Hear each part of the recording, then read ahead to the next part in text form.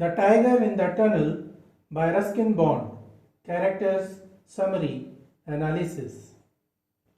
Hello and welcome to the discourse. The Tiger in the Tunnel is a recent story written by Ruskin Bond that was published in 2019. The story is based on the theme of honesty, courage, family values, and the commitment to honor duty, service, tradition, and legacy. The story depicts the clash between a courageous man bound to his duty and a wild tiger. Taken from his collected short stories collection, the story is narrated in the third person by an unnamed narrator. Characters of the Tiger in the Tunnel. Baldeo is the main character of the story, a middle-aged man. He lives with his wife and children. He has a small farm. He doesn't make much through farming and thus, to aid his family, he tries to get a job in Indian Railways. He is given the job of a watchman. He is very happy. He immediately takes up the job.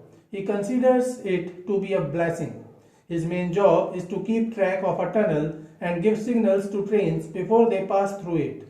The train has to slow near a turning and then enter a tunnel. Baldeo has to make sure that this tunnel is free from any obstacles. Baldeo is very sincere and he enjoys his job. Tembu is the other important character of the story. He is a 12-year-old teenage son of Baldeo who lives with his parents and a younger sister. Tembu is a curious and courageous boy who likes to accompany and help his father at his job. Summary of the Tiger in the Tunnel. The story revolves around a 12-year-old boy named Tembu who lives with his father Baldeo, mother and a younger sister in a tribal village on the outskirts of a jungle forest in India. His father is a poor farmer who owns a small rice field. However, Baldeo fails to earn enough through farming, and as his children are growing old and hence he joins Indian Railways as a watchman at a nearby railway station to aid his family with extra income. In the jungle near the railway station, there is a long dark tunnel cut into the rock through which trains pass through. The train has to slow near a turning and then enter a tunnel. Baldeo's duty is to make sure that this tunnel is free from any obstacles.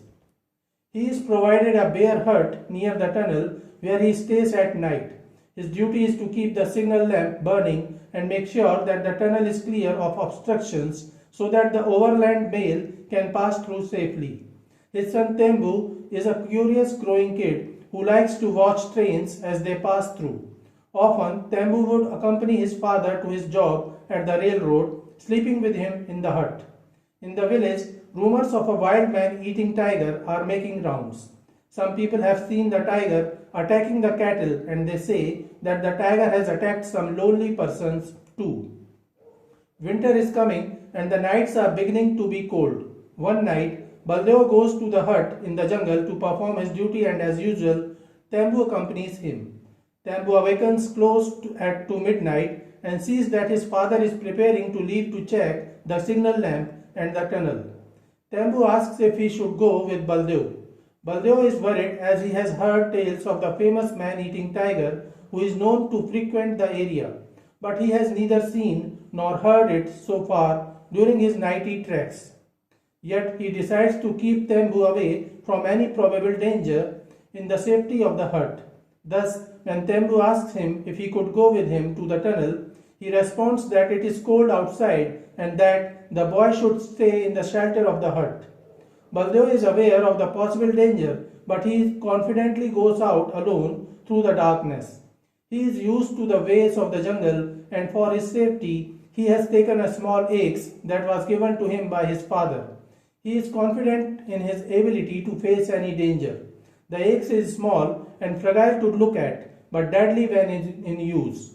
The axe, which his father made for him, is an extension of himself, and he is capable of wielding it with great skill against wild animals. Soon Baldeo reaches the tunnel and finds that the signal light is out. He takes down the lantern, reignites it, and then puts it back in the position where it could signal clearance to the upcoming train. At the hut, Tembu listens to some low distant rumbles.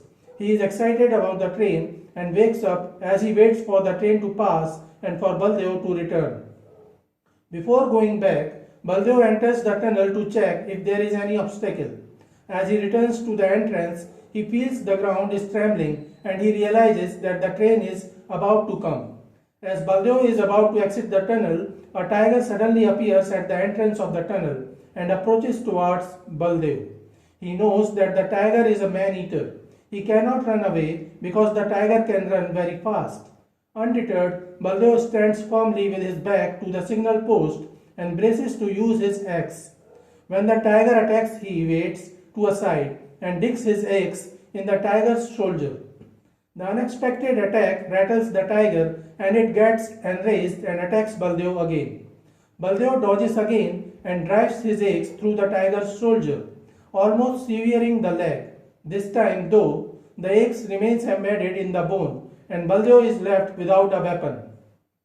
The tiger is in great agony as he roars in pain and jumps on Baldeo again, who is now weaponless. This time, Baldeo fails to dodge the tiger, who tears Baldeo apart with his paws. The tiger, too, is very tired and lethally wounded. The tiger sits down to lick his wounded leg, and in its pain, the tiger fails to realize that the train is about to enter the tunnel. The tiger tries to come out through the entrance, but there is no space left as the train enters the tunnel. Trapped, the tiger runs into the tunnel as fast as its wounded leg will carry it. The noise is deafening as the train follows, but when the train exits on the other side, there is only silence. The train driver notices the headlamps of the train at the next stop and finds a large portion of the tiger's body cut in half by the engine, trapped just above the train's cowcatcher. Meanwhile, Tembu realizes that the train has passed for long, but his father has not returned yet, so he decides to go to the tunnel where he finds the dead body of his father. Ripped apart by the tiger, the crying child remains with his father's corpse all night to protect it from scavenging animals like hyenas. The next morning, when Baldeo and Tembu do not return to the village, Tembu's mother and younger sister visit the hut in the jungle, and when they check the tunnel, they come to know about the demise of Baldeo.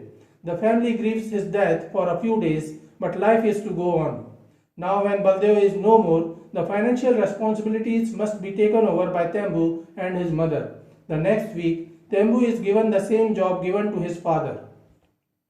Tembu returns to the tunnel and continues in his father's shoes.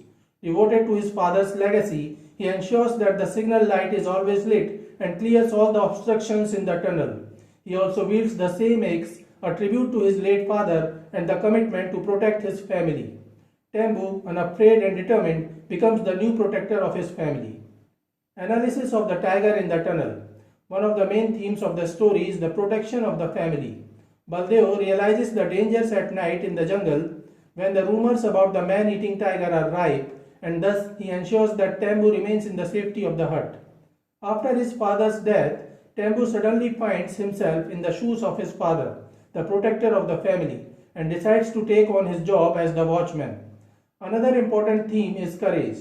Baldeo realizes that trying to run away from the tiger will be futile, as he cannot outrun the tiger, and he courageously encounters the tiger. Had he not lost his axe, he might have come out of the tunnel alive. After Baldeo's death, Tembu is aware of all the possible dangers associated with the job of watching the tunnel, yet he accepts the job courageously and proudly performs the same duties that his father used to perform. Tembu and his family appear to be living in a male-dominated society. Though Tembu is just 12 years old, he is still a male, and thus, after the death of his father, he is expected to take responsibility as the provider of the family. So this is it for today. We will continue to discuss the history of Indian English literature. Please stay connected with the discourse. Thanks and regards.